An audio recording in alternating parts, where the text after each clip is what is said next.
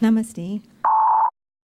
Mr. Devarup Timal, Chairman and members of the International Day of Yoga Committee, members of our audience present this evening, as well as our local and international listeners via the airwaves of Heritage Radio 101.7 FM and our live streaming link on YouTube. And members of Welcome the to International Day this, of our first night in a series of four members nights of our audience of a lecture present series evening, on yoga, as well presented as by our Dr. local Sundar and Iyer international of Iyer listeners Zone, via the under the airwaves of auspices Heritage of the Radio International Day of 101.7 Yoga FM Committee of Trinidad and and our Tobago. live streaming link on YouTube. Dr. and Iyer has been members of practicing the Welcome science of to yoga our since the first age of night 10. in a series of During his members of nights, our audience Dr. of a Iyer lecture spent series 15 on yoga, years as at the well as ashram of our Dr. Sri local Satya Sai and Baba. international listeners During that via time, the airwaves along with of earnings Heritage of Radio PhD in 101.7 banking and finance, FM of Trinidad and Dr. Tobago. Iyer continued to Link pursue on YouTube. Dr. Iyer has been pursuing yogic Our practices and first philosophy. night in a series of During members he of also our studied audience, Sanskrit Dr. for series 15 on yoga, years. as He well also as studied our Sri local Satya Sai and Baba international and listeners. yogic approaches across Under different the yogic auspices of schools Radio in India. 101.7 He had the opportunity to learn the philosophy of yoga directly from his spiritual guru philosopher, Sri Satya Sai Baba. Under Baba's direction, he was also blessed to learn yoga from other yoga masters who visited the ashram. Many of his teachers were from traditional schools in the Himalayas and Tibet. He taught for several years at the Sai University, introducing yoga as a means to wellness and human excellence to both students and the faculty.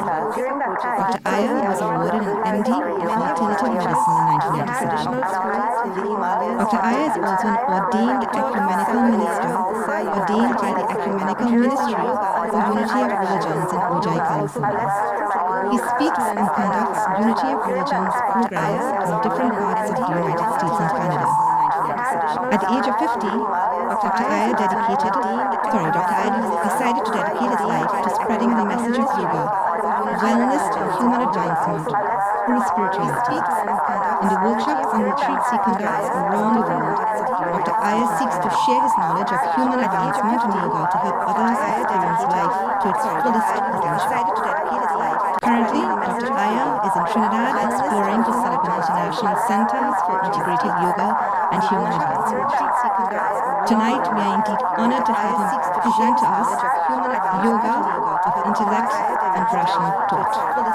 You will have received at the registration desk a booklet that you will please follow from each night the different verses that he's going to tonight. We are indeed honored to have him speak from. Just an amendment to the cover. Please note that one of the organizations that is not there, the earlier fraternity servants. One house announcement is that washrooms are available through this back door to your right. There will also be just a question and answer segment at the end of his session, Dr. Iyer's session, to address any of your concerns. In the event that you may be a little bit reserved in expressing your thoughts on the microphone, you can either do one of two things. Either you email him directly, or you can lodge your questions at the registration desk. So without further ado, please welcome Dr. Sundar Iyer. You may be a little bit reserved in expressing your thoughts on the microphone. You can either do one of two things. Either you email him directly, or you can lodge your questions at the registration desk. So without further ado, please welcome Dr. Sundar Iyer. Good evening, everyone. I'd like to begin with 3 ohms. Let's take in a deep breath.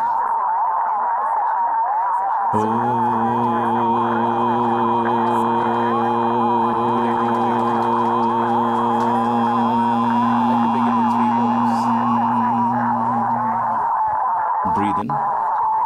Let's take in a deep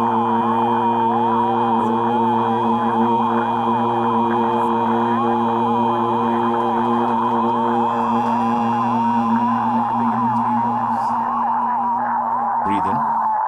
Breathe in. Let's take in a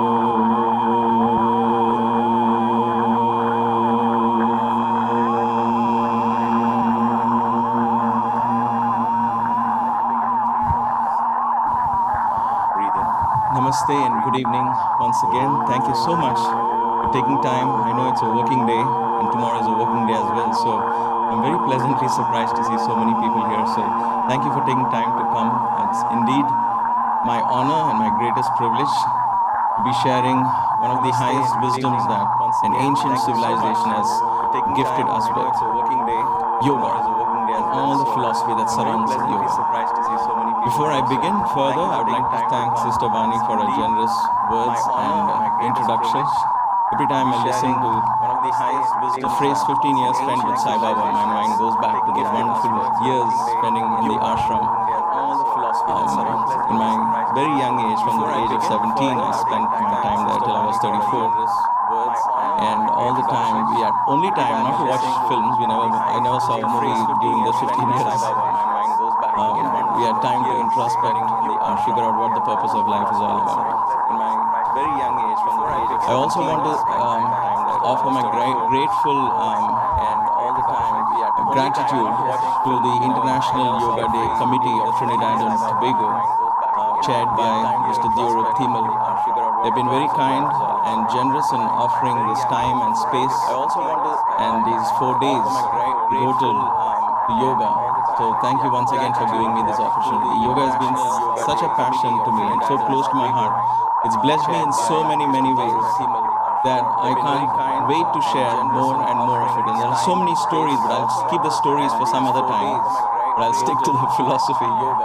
But yoga is such a powerful science, and it's so deep and so profound that when people say, "How about what happens when there is emergency? What happens? Does yoga come to the rescue?" Absolutely, it comes to the rescue. I was bit by a cobra, and I was without an antidote for 45 minutes. And I survived it because thanks to Baba's grace. He just said it's a thorn. It's not a snake bite. But that's a whole different story. So there are so many stories like this that make you, when you go through it in your life, you begin to wonder, what is it? What is that power that guides us from within? What is that potential that is waiting to be discovered in each one of us? And Baba would constantly remind us, you people think I am the avatar, but you are God too. The only difference is I am aware and you are not aware. That is all. And he would constantly din into us that there is divinity within us, and we would go home empowered. A lot of homework to do. So where is this thing if there is divinity? And so we're going to explore the fundamental philosophical basis upon which yoga is based. Today, especially when we talk of yoga, you go to YouTube and type yoga, all you will see, or Google or any of those search engines, you will see exercises, poses. And that's fine. That's good. That's also part of yoga. But that is a small part of a very big picture. It's almost like the tip of the iceberg, and there's a whole big thing lying underneath the physical aspect of yoga. And that is what we want to explore. While the rest of the country is celebrating yoga, and there are many yoga centers conducting yoga poses and yoga camps, which are wonderful because we need that door open as well. We thought, as part of the International Yoga Day Committee, we'll also open the doors to the philosophical and the spiritual aspects of yoga, which are so crucial and so important that we understand. So next time when you go and put your yoga mat out there, you will know that there is a path ahead of you that you need to explore. We thought, as part of the International Yoga Day Committee, we'll also open the doors. So today's topic of discussion or lecture is yoga of discrimination, Jnana Yoga. It's also called yoga of wisdom, yoga of rational thought, yoga of intellect. In Vedic terminology, when they use the word Jnana, it has many connotations. Enlightenment is also called Jnana. But in terms of learning, when it calls of yoga, there is no such thing as enlightenment yoga, because once you're enlightened, there's no yoga. You already won with the supreme being within you. When they use the word Jnana, but until that is achieved, Jnana yoga is the path to oneness. So what is that path to oneness? The path of discrimination, intellectual discrimination. Rationally, you try to devise what is not. You may not know what is, but you can devise. You can go and decide what is not, what is ephemeral, what is temporary, and therefore you will deduce to what is real. And that is what we are going to explore today. And you will be fascinated to know how what is not. You may not know what is, but you can devise. Yoga, there was very little, when there's a big confusion today whether yoga is religion, yoga belongs to just the Hindu religion, does it belong to universal? Is it universal as people claim it to be? You will see at the end of this talk a glimpse as to how deeply spiritual yoga is, which is very different from being religious in any sense of the term. There is a big difference between religion and spirituality. And yoga is a very deeply, a profound spiritual science. And we need to understand that. It is not just limited to the body, but it goes into the breath, it goes into the mind as well, and it goes deep into your spiritual self, exploring your inner potential. So there is really no mention of gods and goddesses in the Yoga Sutras, which is essentially a philosophy of school that we're going to discuss. But then, at the end of it all, you will realize that all these religious institutions are searching for that fundamental divine spiritual essence in each one of us. Even Jesus said the kingdom of heaven is at hand. So, and even in the Quran it says Allah is closer to you than the jugular vein. So, what are they trying to indicate? That there is divinity so close to us, in and around us, that we need to explore and find out. And the beauty of yoga, which is why I liked it when I was young, I was raised in Bombay as a youngster in a very traditional family. So by the time I was 17, I was sick and tired of pujas and satsangs, because that's all my parents took me for every weekend. And those satsangs would go for 3-4 hours at night. We would have yogis or sannyasis from the Shivananda ashram, because Swami Shivananda was a distant relation to our family. So his students would come and stay in my grandparents' place, my parents' place, and their satsang would go late into the night. And I would probably often sleep off in one of their laps, because I was fascinated by the long beard. I was 3 or 4 then. But by the time I was 17, I was really tired of hearing so much. Nobody was able to explain to me the depth. When I went to Baba's ashram and I had the time to explore, listen to him, I found that there is so much, yoga is so street smart. It starts with something you and I can relate to, namely the body. And then it takes the breath, and then it goes into the mind, and it goes deeper inside. So that is the beauty of yoga. Now, before we continue, I want to quickly run through the traditional kinds of yoga. There's another thing, big confusion today, because if you go and type yoga, there are so many kinds of yoga, including rock yoga, dance yoga, I don't know, they just put a word yoga to anything fancy, I guess. So they have names, almost everything becomes a yoga. But then let's go back to what was traditionally practiced for hundreds of years, over the centuries. And which part of it has really gone into diversifying, and you have so many names today attributed to yoga. So, traditionally speaking, one of the fundamental yogas that we're going to talk today is the yoga of knowledge, a yoga of discrimination. It's called yoga because through discrimination, through rational thinking, analysis, you're trying to reach to the ultimate truth, ultimate reality. And that is why it's called yoga. Yoga itself means a union, yug. It is derived from the Sanskrit word yuj or yug, which means to join. Join what? Join this ephemeral, temporary nature of who I am to something deeper, which is more permanent. Something more deeper. And that joining, that understanding of, oh my God, I am not an actor. I'm identifying myself with being an actor on the stage. I'm not this role. I'm just playing a role, but I'm something different from that. That realizing of who you truly are becomes yoga. You can achieve that by rational discrimination, yoga of knowledge, this is amazing, because this is where this opens the whole science of Upanishads, Vedanta. And Upanishads are the most rational way. In fact, I will briefly touch upon one Upanishad in today's talk, Mandukya Upanishad. Mandukya Upanishad is only 12 slokas, just 12 slokas, but it is the most difficult Upanishads to grasp. Not in the sense of, people don't study Upanishads by, page to page, 12 slokas, I've memorized it, I'm done, let me go to the next Upanishad. It's not done like that. You meditate on each one, and then you try to understand, assimilate it. And when it makes difficult Upanishads to grasp, not in the sense of, people don't study Upanishads by, page to page, 12 kinds of yoga. And one of the first and foremost, in fact, there is a text called the Bhagavad Gita, which was given to us by sage Vyasa, where Krishna, one of the greatest masters who walked the earth 5,000, 7,000 years ago, sang this in the form of simple verses to the warrior who is confused whether he should fight or not, whether he should kill or not. He's fighting on the side of good, but he's confused. And so when Krishna begins to preach to him, his very first chapter is Jnana Yoga. He sets the basis. This is what it is all about. You're not the body, you're not limited by the body. So he sets the scope of what he is going to deliver, and the next 17 chapters he delivers in bits and pieces. So how do you get about this kind of knowledge? So I urge you all to take up studying of the Upanishads and Vedanta as you go along, and if you're interested in programs like these, I would gladly be of service to do this, because it's so fascinating. It keeps me awake at nights when I read these books, because it deals with such what quantum physics is discovering today is being written. It's just the fact that they have written it in a different language. So that is the fascinating thing.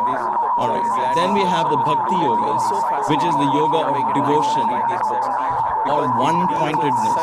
And I'm going to talk about this tomorrow and as part of the yoga of attitude and the yoga of one-pointedness. Yoga of devotion or bhakti has been grossly misunderstood in a large sense. We have the Bhakti Yoga, which is the yoga of devotion or one-pointedness. And I'm going to talk about the tip of the iceberg. That's like the starting point. But then it takes you so deep inside till you get one-pointedness, till you attain. It's almost called the yoga of equanimity. That is the power of devotion. It's not about hysterical crying or just not limited to just emotions and feelings that you normally think bhakti is. Oh, it's flaky, it's just something with emotions. I don't want to do that. I want hardcore hatha yoga exercises. But that's a lot more than just being flaky. It's a very deep science. It's a very deep how they use the emotion, but then help use emotion. So you use intellect here. Now you're using emotions to arrive at that level of reality within you. And then you have karma yoga, the yoga of action or attitude. What should be your attitude when you take up work of any kind? So you see how they have. It's fascinating how in action, in everyday action, you have a philosophy that you can adopt to. In your emotions and in your feelings, you can adopt a philosophy you can adopt to. And in your rational thinking, you have a philosophy that you can adopt to. So these are the three broad areas of yoga that has been traditionally practiced. And of course, you also have, this is called the royal path, the Vedic or classical yoga, Raja Yoga. There are more modern institutions that have also used this term Raja Yoga. I'm not referring to them. I don't know about them. I'm not studied them. But this Raja Yoga is the Raja Yoga mentioned in the Upanishads, Sandilya Upanishads. And all the other Upanishads talk about, Patanjali Yoga Sutra talks about the Raja Yoga, where the Yama, Niyama, Asana, Pranayama, Pratyahara, the eightfold stages are laid out for you to go to the ultimate stage of oneness. So this is a path of practice purely. Now all the others, your intellectual reasonings and emotional channeling of your emotions and attitude developed to work is how do you conduct a spiritual lifestyle. But now they say, all right, let's get down to business. You're really interested? Let's come to the inner chambers. You know, when you're friends with the VIPs, they put you into an inner circle. And now you get into the inner circle of yoga, you're introduced to Raja Yoga. This is serious stuff. This is deep. And so this is another traditional form of yoga. And then comes, of course, the most fascinating part. From Raja Yoga, you branch out into what's called Laya Yoga. Laya is Kundalini. Laya is flow.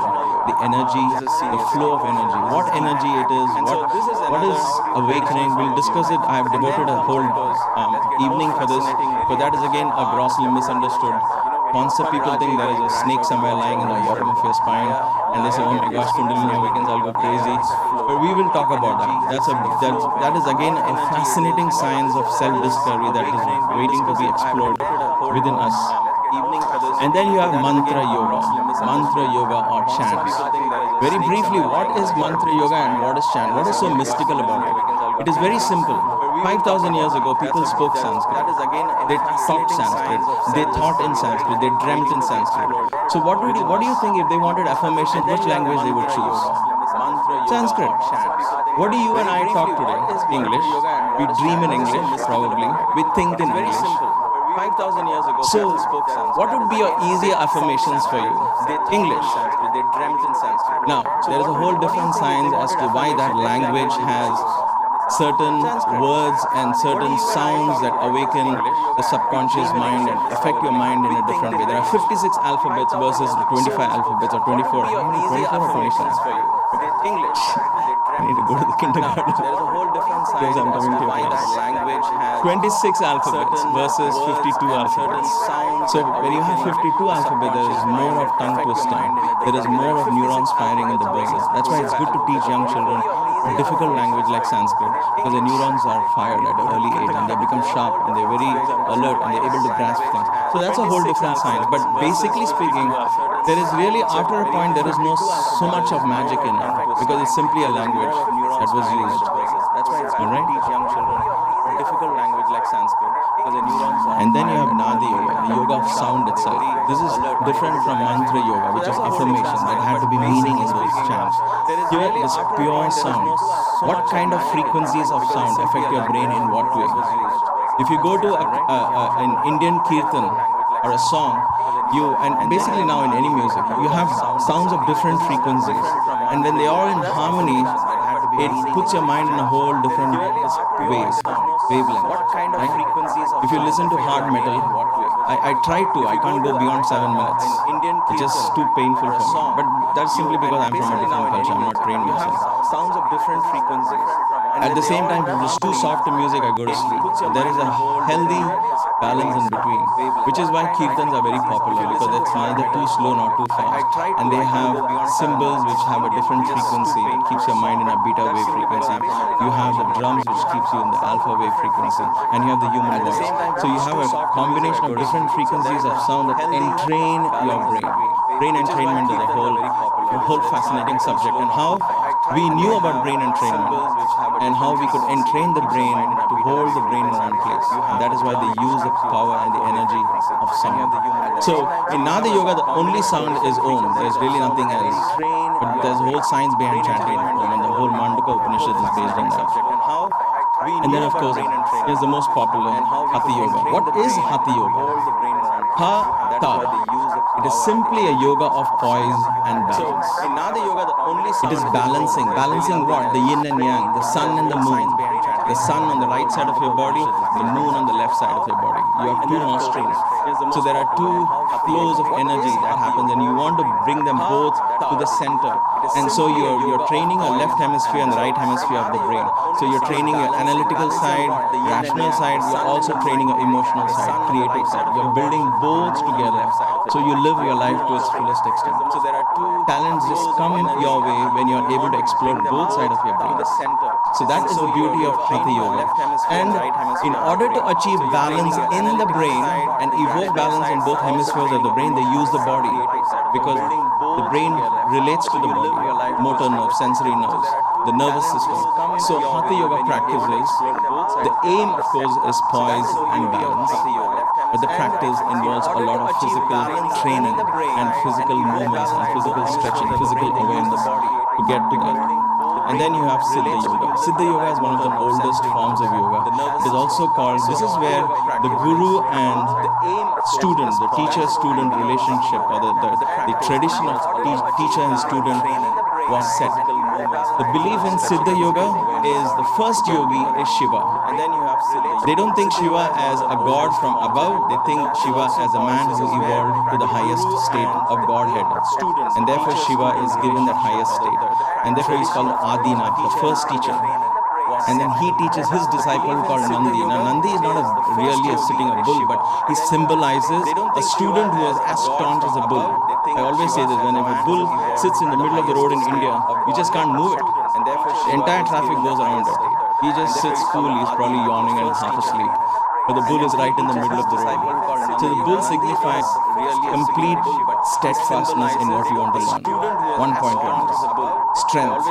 And therefore Shiva taught it to Nandi, and then Nandi teaches it to Patanjali and all the others. And therefore that whole teacher-student tradition was set up in Siddha Yoga.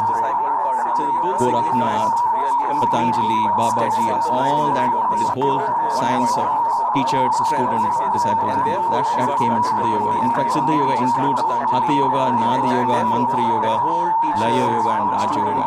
Includes all of this, includes Jnana Yoga as well. If you study Patanjali Yoga Sutras, which I am doing, I I give lectures every Saturday at our yoga center, and we've just covered 4 out of the 196 sutras. Well, no, 5 out of the 196 sutras, but each one we pause and examine. It's fascinating how it tells us to examine our perception and things like that. So basically, these are the 6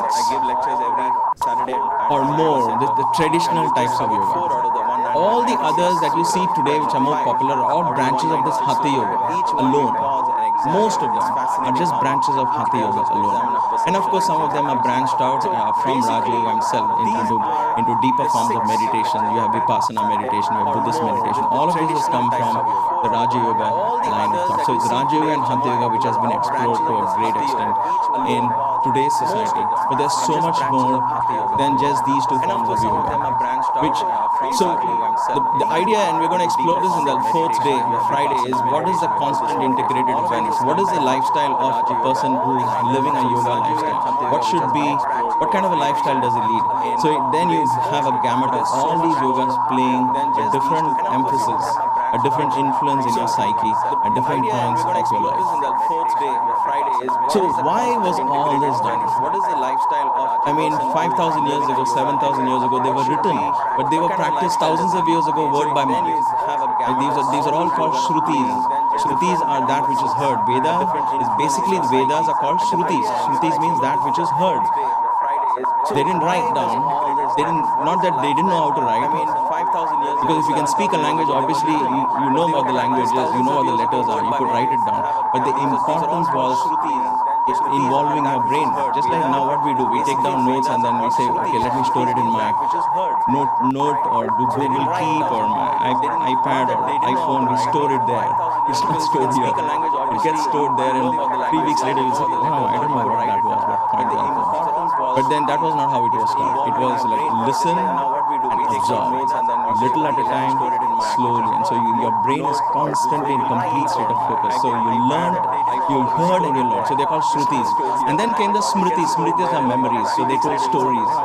Smritis is where, because shrutis became so abstract, they were so powerfully abstract. Brahman. What is the concept of Brahman? What is going beyond qualities? And we'll touch upon that in a little bit. And you see how abstract that philosophy is. So when that philosophy became very abstract, they said, how do you bring it back into a memory? Let me tell you a story. So they wrote down Puranas. You have the Shiva Purana, where the Shiva goes and he kills this demon, he kills that demon. For a simple example, in Bhagavad Gita, Arjuna starts, and Sanjaya describes Krishna as Madhusudana. Madhusudana is killer of Madhu. And that's very relevant to us today because Madhu is sweet. He was the one who destroyed sweetness in your body. That means he was a killer of diabetes, which means he told you not to eat sugar. At some point, he said, no sugar. And so this is the Lord who told you not to eat sugar. He's a killer of sugar, Madhu. And because when you listen to the story of Rakshasa, it's all about blood cells, about how he poisoned the blood. What does sugar do to you? It's poisoning your blood. So they brought it in form of story, so you will relate to, oh, that Madhu is working with me. Every time I see that sweet cake tempting me for the 3rd helping, then I know there's a Madhu hiding there, saying, come, eat me. I want to eat you, kill you. That's the Madhusudan we are talking about. So each name, each demon, Mahishasura Mardini, when you talk of Devi killing Mahishasura, that is the ego within you has to be quelled, and your little ego has to die so that the higher wisdom can influence you. So they brought in form of stories, which are smritis, Puranas. All this is written in form of stories. And that is how. Why? Because all of them are very bothered about this one fundamental question. One fundamental question. When they looked at themselves I don't know if they had mirrors, but they had very polished, silvers. They could afford silver those days. Polished gold. I don't know what they looked into. But this is what they saw. And the question was, who am I? Who am I? What am I doing here in this world? We have come so far away from asking this fundamental question. We just live our lives just running the mill just like everybody else. By the time you're 18, if you're not dating, you're worried, your parents are worried, everybody's worried. She's not dating, he's not dating. Oh my God, what's wrong with them? Take them to the counselor. Why? Because everybody else is dating at that age. You have to date. Go. We're joining a rat race. And if we don't join the rat race, we get worried. So you got to date somebody, get married at some date, and by God, you got to have children. Otherwise, my God, what will others think? So for others' sake, you have children. For others' sake, you buy a car. Whether you can afford or not, you live for somebody else. There's an interesting quote. When you're 20, you don't care about what others think. When you're 40, you're always worried about what others think. When you're 80, you realize others were not thinking about you at all. Nobody really cares. But we spend our life for others. We join this rat race and we live our lives. Almost like zombies. That is the rituals we want to break through. That is the ritualistic mindset we want to break through. That is the conditioned mindset we want to break through. And therefore the question, who am I, becomes a very powerful question. In Manduka Upanishad, I bought this Om here simply because we start classes. I know I start yoga classes chanting the Om. And people often ask, and I was interviewed by the CNC3 lady a couple of days ago, and she said, why do you chant the Om? Is it some kind of a religious thing? Why do you chant the Om? I said, Om is simply a sound that helps quieten your mind. It's like a buzzer. When your mind is constantly yapping, you come into the yoga hall, you spread the mat and you remove your footwear outside, you come in, and your mind is still going on with what's happening a few minutes ago and what's going to happen later on. It's just non-stop. But yoga is not about this. Yoga is about feeling, not about thinking. You got to feel your body as you stretch. Of course, you think because you want to know if your right foot forward and your left foot is right. Once you go past that learning stage, you begin to feel. And when you're feeling, you're in a state of experiencing your body, awareness.